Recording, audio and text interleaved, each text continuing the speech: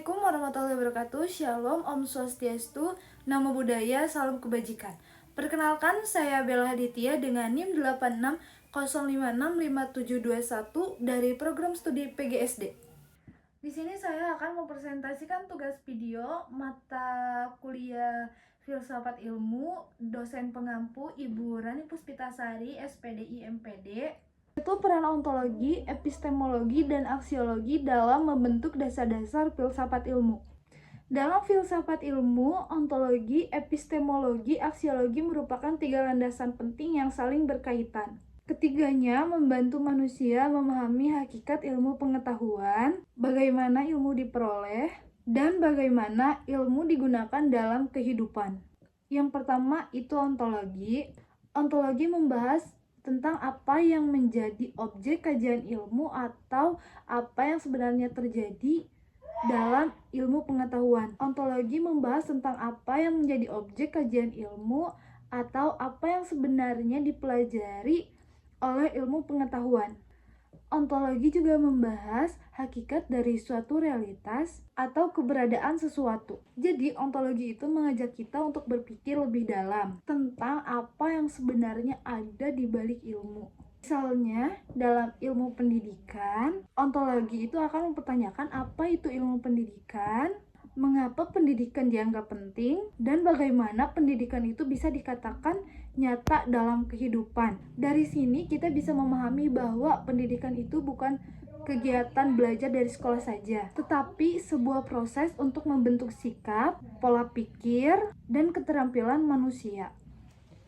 Karena itulah ontologi memiliki peran penting dalam perkembangan ilmu pengetahuan. Satu, untuk mendorong manusia berpikir kritis, mendalam, dan terus mencari hakikat dalam suatu ilmu. Kedua, yaitu epistemologi. Epistemologi membahas tentang bagaimana ilmu pengetahuan diperoleh dan bagaimana kebenarannya dapat dibuktikan. Dalam epistemologi, ilmu tidak hanya cukup dipercaya begitu saja, tapi harus diperoleh melalui metode ilmiah yang sistematis, logis, objektif, dan dapat diuji kebenarannya. Yang artinya suatu pengetahuan bisa disebut ilmiah apabila didukung oleh data, fakta, penelitian, dan proses yang jelas. Disinilah yang membedakan antara pendapat biasa dengan pengetahuan ilmiah. Contohnya, seperti mahasiswa menyusun skripsi, penelitian harus melalui tahapan tertentu, dari mencari data, menganalisis, sampai mempertanggungjawabkan hasil penelitian.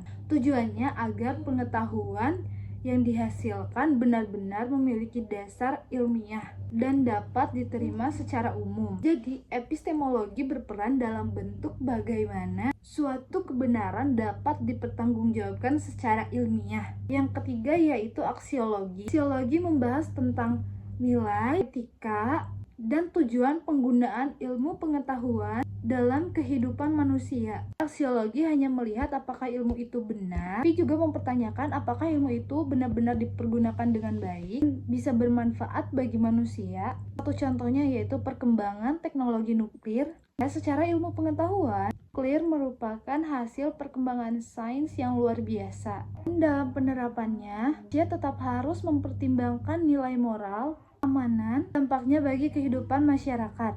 Karena itu, aksiologi berperan untuk mengarahkan ilmu pengetahuan agar digunakan dengan bijak, bertanggung jawab, dan tidak merugikan manusia. Nah, dari penjelasan tersebut dapat dipahami bahwa ontologi, epistemologi, dan aksiologi saling berkaitan dalam membentuk dasar filsafat ilmu. Ontologi membahas apa yang dikaji oleh ilmu, epistemologi membahas bagaimana ilmu diperoleh dan diuji kebenarannya, sedangkan aksiologi untuk apa ilmu digunakan dan bagaimana penerapannya dalam kehidupan. Tanpa ontologi, ilmu tidak memiliki arah yang jelas. Tanpa epistemologi, ilmu tidak dapat memiliki kebenaran yang kuat.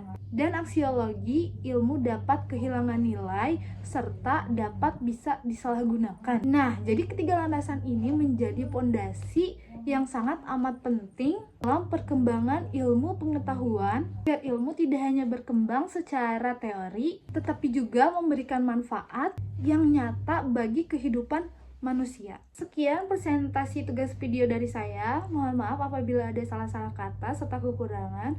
Wabillahi taufiq wal hidayah. Wassalamualaikum warahmatullahi wabarakatuh. Sendiri tanpa kekasih. Sekian, terima kasih. Bye bye.